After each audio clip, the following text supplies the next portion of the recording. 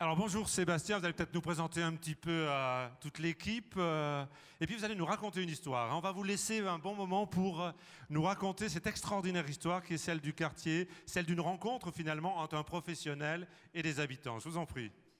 Merci. Bonjour. Vous m'entendez, oui. Bonjour tout le monde. Donc Sophie Ricard et moi-même allons vous raconter un peu avec les habitants de la rue de la Croix à Boulogne-sur-Mer le chantier de rénovation des 60 maisons dans lesquelles ils habitent. Ils ont habité, ils habiteront encore. C'est toi qui vas passer les... Ouais. Donc, pour introduire rapidement ce qui nous a fait arriver ici, donc on fait partie d'une agence qui s'appelle l'Agence Construire, qui a été fondée par Patrick Bouchin avec Loïc Julienne, et qui a commencé et qui a travaillé beaucoup sur des reconversions de friches industrielles pour la culture. Donc vous avez ici le lieu unique à Nantes, la condition publique à Roubaix, ou le Chanel à Calais, dans le Pas-de-Calais, pas très loin de... Et c'est lors de ces chantiers expérimentaux qu'on a essayé et qu'on a testé une nouvelle façon de construire qu'on a appelé le chantier acte culturel. Donc, le chantier acte culturel, c'était assez évident quand c'était des friches industrielles reconverties en lieu pour la culture, parce que c'était ouvrir le chantier au public et faire participer la structure culturelle au chantier qui lui donnait une âme supplémentaire et qui faisait que les usagers et les habitants de ces chantiers se sentaient déjà chez eux une fois qu'on avait fini les travaux et que la clé était donnée à l'occupant. Donc dans ces chantiers actes culturels, on s'est aperçu aussi que la meilleure solution pour les réaliser était d'habiter le chantier proprement dit, c'est-à-dire que les concepteurs, les architectes, les ouvriers devaient habiter le chantier. Ça a été démontré lorsque la Biennale d'architecture de Venise a confié le pavillon français à Patrick Bouchin, qui a décidé de ne pas faire une exposition, mais d'habiter le chantier avec toute une équipe de jeunes. C'est l'image que vous voyez tout en haut à gauche. Donc c'est pendant tout le temps de la Biennale, le chantier a été occupé, vécu avec une cuisine, un hôtel dans le pavillon français. C'est aussi l'exemple de la reconversion de la friche de la Belle de Mai à Marseille, dans laquelle l'installation des structures culturelles permet leur résidence sur place a permis de développer un projet urbain pour fonder un projet culturel.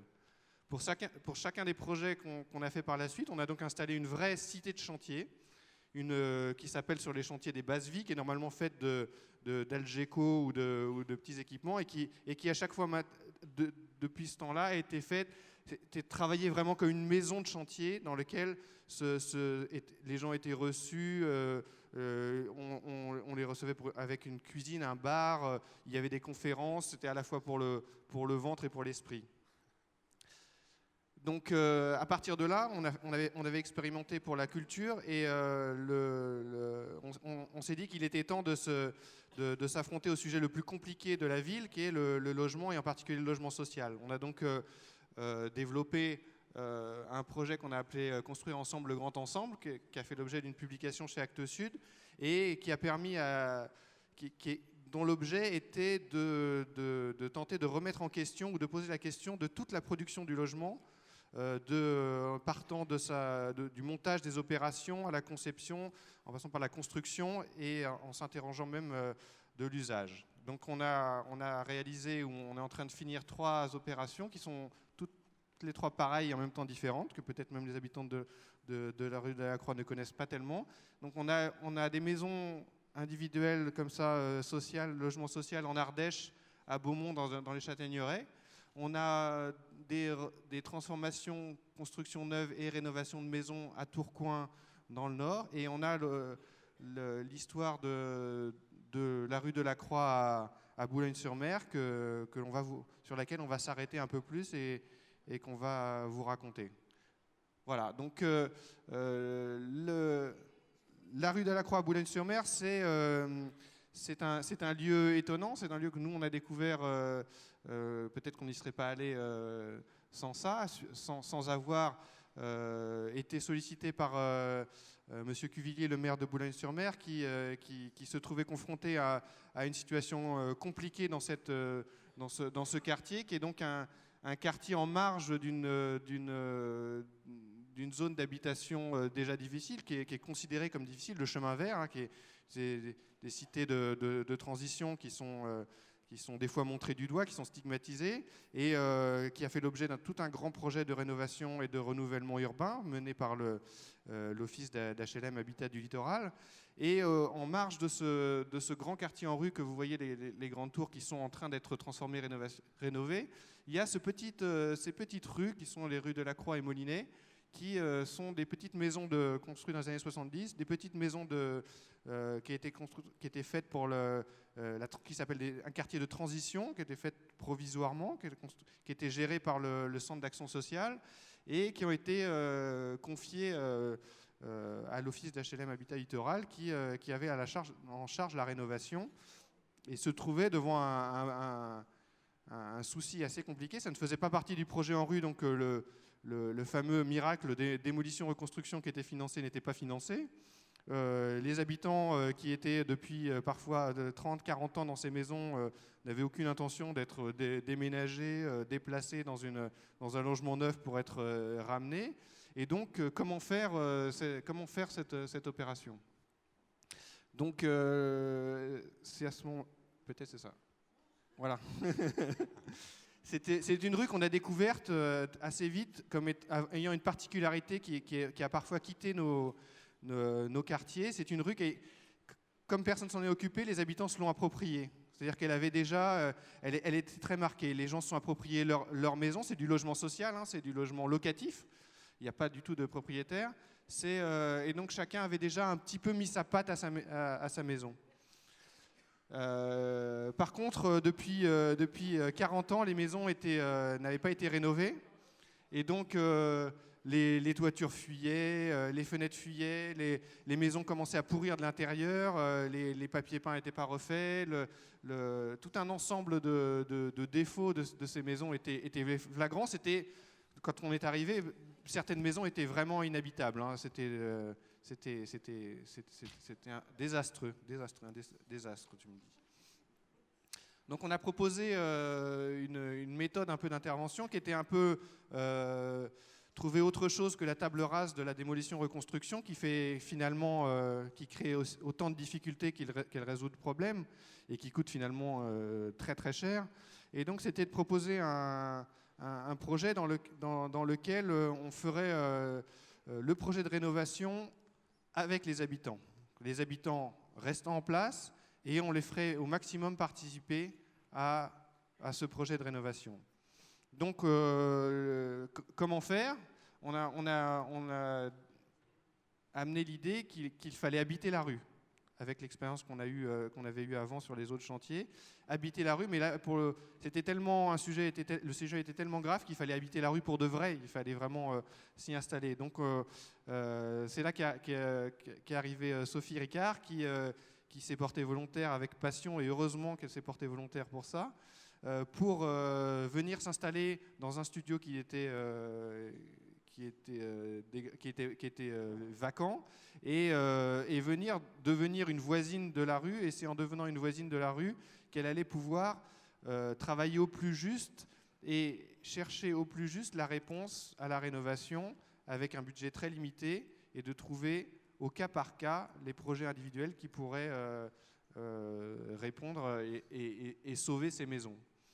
Donc, ouvrir une maison de chantier et s'y installer, ce qui va permettre de faire un état des lieux fin et précis de chaque situation.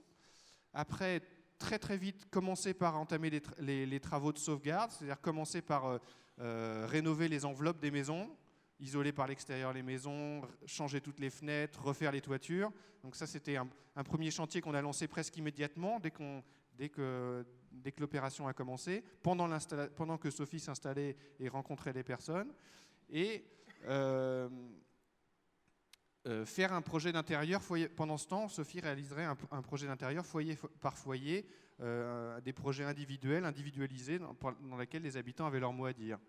parallèlement, comme on se sert des expériences qu'on a eues sur les projets de reconversion de friches, il était question d'ouvrir la rue, qui parfois était un peu sclérosée, où les habitants étaient toujours les uns avec les autres, d'ouvrir la rue à d'autres choses, de faire intervenir des structures culturelles, des acteurs sociaux, des intervenants qui venaient de l'étranger, même de très loin, puisqu'on verra qu'il y a des intervenants du Japon, des invités à participer à ce chantier, à faire participer les habitants, et toujours permettre la participation et l'intervention de chacun.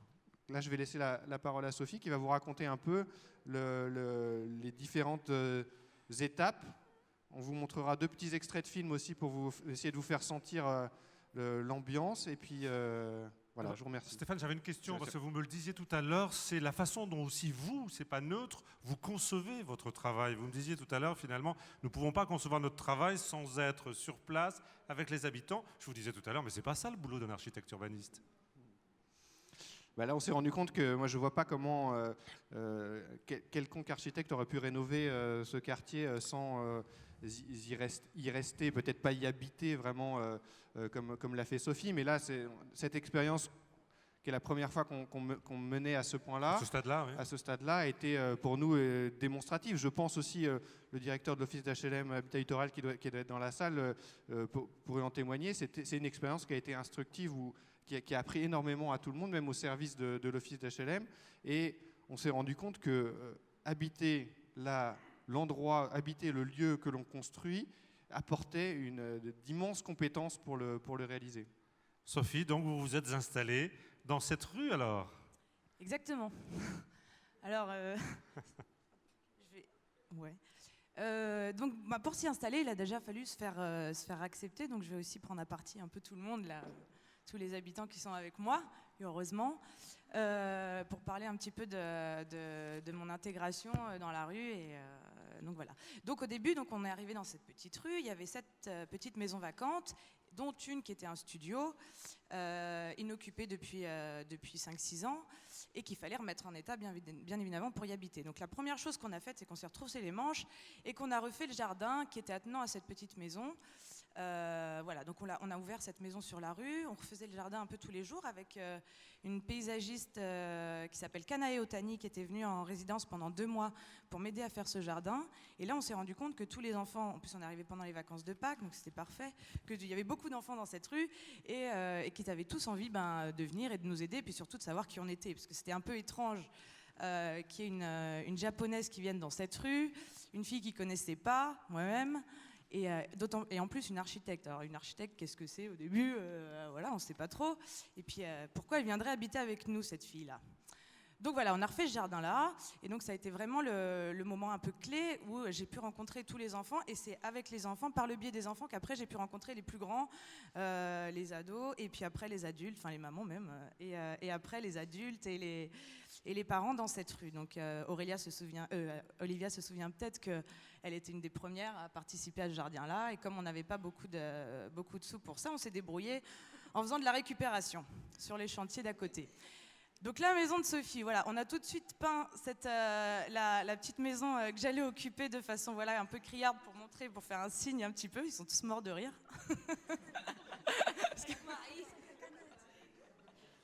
Non, ils sont morts de rire parce que la petite Marie, elle a une canette dans les mains. Elle a le droit, hein. Donc cette maison est devenue très vite un vrai repère en fait dans la rue, c'est-à-dire qu'on l'a laissée ouverte. On arrivait nous avec notre propre culture et notre propre bagage qu'avaient pas forcément les habitants, et moi j'avais pas le leur, donc il y a eu un vrai bel échange et on gardait tout le temps exprès cette maison très ouverte pour y faire un tas de choses. Donc les enfants, les plus vieux venaient pour y prendre le goûter. Je faisais un petit peu de musique, donc elles ont pu tester la trompette et l'accordéon, les filles. Enfin voilà. Tout de suite à côté, en fait, vous voyez de la petite maison orange et bleu. Donc, on a fait un petit atelier en déstructurant des palettes et en les accrochant comme ça sur la façade, en les peignant avec les enfants, pour montrer que ça allait être le signe, enfin, pour montrer que ça allait être la future cité de chantier, donc attenante au studio, lieu de repère pour toute la vie du chantier après. Donc la maison de chantier, voilà. Donc là, c'est l'ouverture. Donc la cité de chantier, comme le disait Sébastien tout à l'heure, c'est pas qu'un simple bungalow. C'est-à-dire que là, il y avait des maisons vacantes. Donc la cité de chantier faisait partie intégrante. Il fallait que les ouvriers aient une maison comme les habitants, en fait. Étaient dans le même... On était dans la même rue et on vivait ensemble. Donc la cité de chantier a permis plein de jolis moments aussi. Donc c'était le lieu déjà où les ouvriers mangeaient tous les midis. C'était le lieu où on va voir par la suite, il y a eu des vraies actions culturelles, des vrais ateliers qui se sont passés. C'était une maison ouverte sur le jardin. Et donc un lieu d'échange, il y avait les maquettes, c'est là où je travaillais. Donc les habitants pouvaient venir un peu tous les jours, savoir comment ça se passait, quelle allait être leur future couleur de façade, etc. Est-ce qu'on peut savoir, je ne sais pas si vous avez envie d'intervenir, ça pourrait être intéressant, comment vous avez accueilli quand Sophie est arrivée? Vous voulez nous dire un peu, vous vous souvenez? Alors, vous vous rappelez plus? Je me rappelle plus, non. Alors, comment ça s'est passé? En fait, on se promenait dans la rue et Ouais. après on a vu Sophie. Du coup, on s'est tapé la cruce. Après, C'est comme ça que ça s'est passé au départ. Et vous vous demandiez pas qu'est-ce que... après on a demandé si elle habitait là, tout Alors, ça. attendez, pas tous à la fois, oui. Elle s'est présentée à nous, Oui. on a pris connaissance avec, on a appris à l'apprécier, parce que quand on avait un problème, on allait la voir, et ça a été quoi. D'accord, ça s'est fait facilement finalement. Vous l'avez Ouais, facilement ouais. intégré. Vous vous êtes Ouais, sentie ouais. très vite intégrée, Sophie. Oui. Ok, merci pour ce témoignage. Sylvie, tu peux... Alors Sylvie, où elle est Sylvie? Vous voulez témoigner? Elle ne veut pas parler, Sylvie. Donc Sylvie, dis un mot d'eux. Dis un mot de Sophie. C'est vrai qu'elle nous a recueillis tellement bien qu'on s'ennuie d'elle. Largement même. D'accord.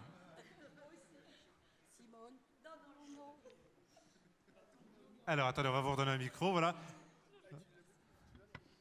Donc pour continuer comme ça cette intégration, pour continuer à se faire accueillir, donc on a créé plein d'ateliers. Il y a plein de gens qui sont venus en résidence, dont Pierre Bernard, qui est urbaniste aussi, et donc il est venu faire par exemple un atelier crochet tout l'été, parce qu'il faut savoir que la première année, je suis pas partie en vacances exprès pour connaître un peu tout le monde. Et donc voilà, ça a donné l'occasion de partir à la plage avec les enfants, à la pêche, comme se rappelle Valentin, qui se cache. Donc voilà, c'était un vrai moment d'échange. Voilà, ça a duré pendant 3 ans, ces ateliers-là. Donc là, en parallèle du chantier qui commençait tout juste, on a mis en place avec la ville et le DSU des ateliers d'accompagnement qui permettaient à chaque fois aux habitants de continuer à s'approprier leur maison. Donc on a fait des ateliers liés à l'entretien, à la fabrication de produits éconologiques, c'est-à-dire avec des produits de grand-mère en fait, avec du savon de Marseille, de la lessive, etc., etc. Et à côté des ateliers meubles en carton. Donc ça, Laetitia, elle pourrait en parler, par exemple. Non, elle veut pas.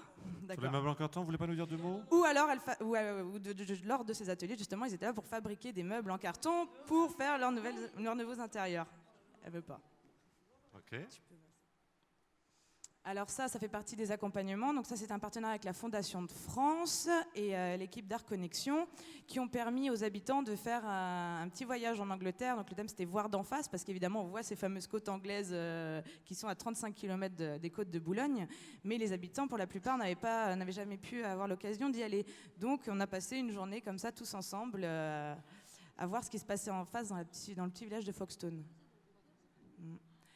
Voilà, alors là, le chantier commence. Donc, comme le disait Sébastien tout à l'heure, donc la méthodologie, c'était de commencer par les travaux d'urgence. Donc, c'est en ce qui concerne le clos et couvert, parce qu'avant de se sentir bien chez soi, il faut que la maison ne fuit pas, il ne faut pas qu'il fasse froid, il faut qu'on ait du chauffage. Et ça fait très longtemps que les habitants demandaient qu'une seule chose au début, c'était des fenêtres. Des fenêtres qui ne fuient pas parce qu'elles tenaient avec des clous, on se rappelle, voilà, pas de double vitrage. Donc quand il fait froid, on est incapable de rénover sa maison, de s'y sentir bien et même de changer les papiers et les peintures, on n'a pas envie. Donc la première chose, c'était vraiment ça, de rhabiller les maisons comme nous on se rhabille quand on a froid. Là, on est venu les rhabiller par un parpaing et un isolant par l'extérieur, sans vraiment déranger les habitants. Là, le but, c'était vraiment, comme on était en plein hiver en plus, il fallait éviter les allers-retours dans les maisons, donc on a tout fait par l'extérieur. Donc les ouvriers comme ça, on travaillait à la vue de tout le monde dans la rue, sur les trottoirs, et puis chacun pouvait être là, regarder. C'était vraiment un chantier en site occupé, ouvert, à la vue de tout le monde. Donc tout le monde pouvait apprendre. Et en même temps, en parallèle, donc il faut savoir que toutes les entreprises, dans leurs clauses d'insertion, dans leur marché, ont des clauses d'insertion, mais là, on les a forcés un petit peu, entre guillemets, à prendre des habitants en insertion, des habitants de cette rue, au lieu d'aller prendre des gens qui venaient d'un peu partout. Le but, c'était que chacun se sente responsabilisé dans ce chantier. C'est le leur, c'est sur leur maison. Donc, il y en avait qui cherchaient du boulot. Donc, le but, c'était vraiment un maximum de favoriser l'insertion par le travail. Pardon, Sophie, il a fallu, j'imagine, travailler avec les entreprises aussi, parce que pour eux, c'était une autre manière manière d'aborder la rue, d'aborder le chantier. Il y a eu un travail avec eux aussi? Oui, alors en plus c'était donc là les entreprises ont pris à chaque fois un habitant de la rue, donc l'ont formé quelque part entre guillemets. Et alors c'était rigolo parce que ces entreprises au début elles se disaient mais mince, la rue de la Croix elle est stigmatisée, elles se disaient oh là là on va pas aller rue de la Croix parce que rue de la Croix c'est le bazar, on va se faire piquer du matériel et tout. Et finalement il s'est rien passé, presque rien, tout s'est vachement bien passé parce qu'il y a une vraie vie dans cette rue. Et tout d'un coup les ouvriers avaient une maison comme les habitants, donc il y avait de très beaux liens qui se passaient comme ça. Les habitants venaient même jouer à la belote le midi dans la cité de chantier avec les gars. Donc tout se passait d'une manière très transparente comme ça, tout le monde se connaissait. Quand ils travaillaient bien, quand ils s'entendaient bien, ils se faisaient payer le café, vous étiez hyper ouverts et accueillants, donc voilà.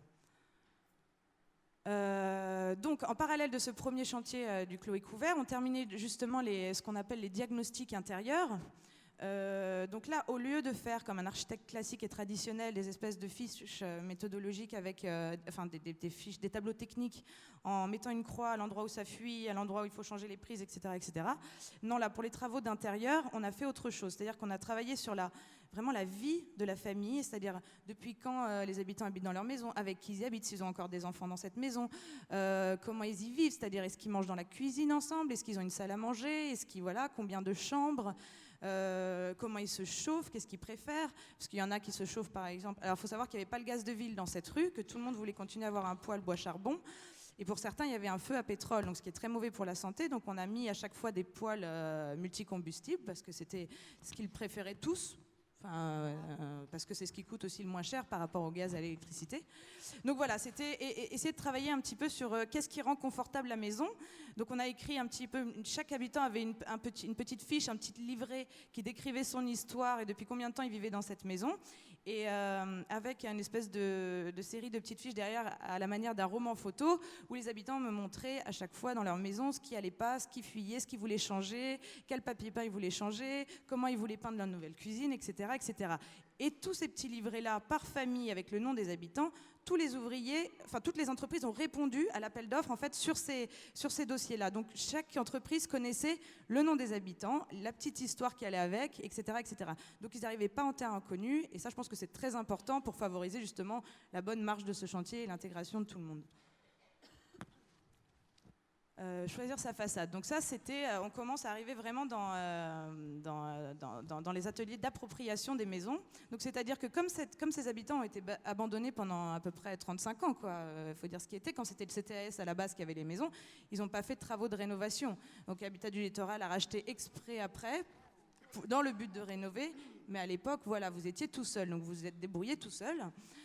Quand je me rappelle, quand on est arrivé dans cette rue, on a bien vu que ces maisons étaient très colorées, chacun avait déjà repeint sa façade, vous aviez tout fait, vous avez fait des extensions, vous aviez cassé des murs quand vous vouliez pour agrandir les espaces de vie, ce qui était très beau, mais ce qui était très bien.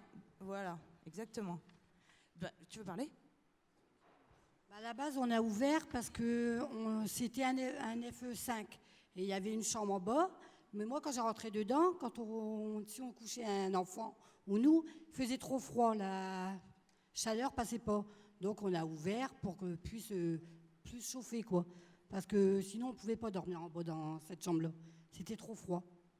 Mais... Donc chacun a pu comme ça s'approprier, ce qui était assez formidable. Donc chaque Puis maison déjà était différente. Voilà, ça faisait travailler selon les indications de chacun d'entre eux. Exactement. C'est nous qu'on peignait nos façades. Le CCAS, ça fait 26 ans que je suis dans le même logement. Ma mère, ça faisait du début que ça a été construit. J'ai rentré, j'avais 16 ans.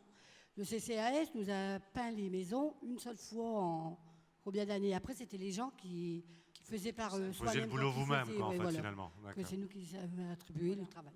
Donc ils étaient habitués pendant 40 ans à refaire leurs papiers, à refaire leur peinture, etc., etc.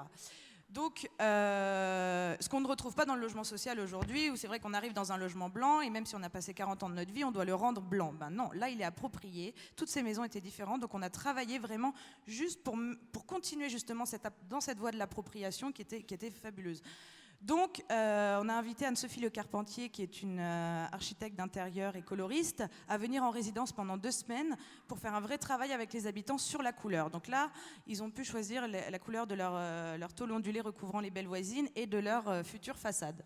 Donc chacun a pu choisir selon les râles classiques, ces couleurs. Et puis après, ça a donné lieu à une petite exposition où chacun voyait la couleur de son voisin, etc. Voilà, alors Sophie, effectivement, vous dites faire un vrai travail, parce que là, on entend bien ce que vous dites, où ce sont fondamentalement les habitants qui s'expriment, qui proposent des choses. Et votre rôle, à vous, comment c'est de l'accompagnement? Exactement. C'est d'une part de l'accompagnement, deuxièmement, j'apprenais mon métier parce que je sortais de l'école, donc c'est mon premier chantier. Donc c'était Sébastien qui était là derrière, et qui m'expliquait vraiment le métier technique. Et puis j'apprenais avec eux, surtout avec les habitants, parce qu'il y en avait certains qui savaient faire alors que moi je ne savais pas faire. Il y en avait qui avaient des qualifications que moi j'avais pas. Donc quand on est architecte, en plus quand on sort de l'école, on sait rarement construire, on sait pas faire. Donc là il y avait un vrai moment d'échange entre ouvriers, habitants et moi architecte, et on a appris en fait tous ensemble sur ce chantier-là.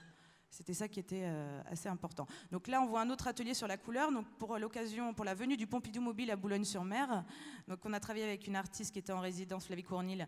Et donc avec les enfants, on s'est approprié la façade justement de la cité de chantier pour montrer que c'était vraiment une maison qui appartenait à tout le monde. Et après, on a fait une visite. Laetitia était là. Au Pompidou Mobile, elle s'en rappelle plus. Alors, ce qui est très rigolo, c'est que là, ils ont vu un Picasso et que depuis que cette rue est colorée comme ça, très flash, ils l'appellent tous la rue Picasso, ce qui est plutôt pas mal. Hein. Et donc là, on va vous passer un extrait pour vous mettre un peu dans l'ambiance, un extrait justement du film de Jacques Kébadian qui nous suit depuis 3 ans sur... Jacques, il est là. Il est là, Jacques. Il est là, Jacques, oui. Sur justement le choix des couleurs de façade et le premier chantier sur les couleurs.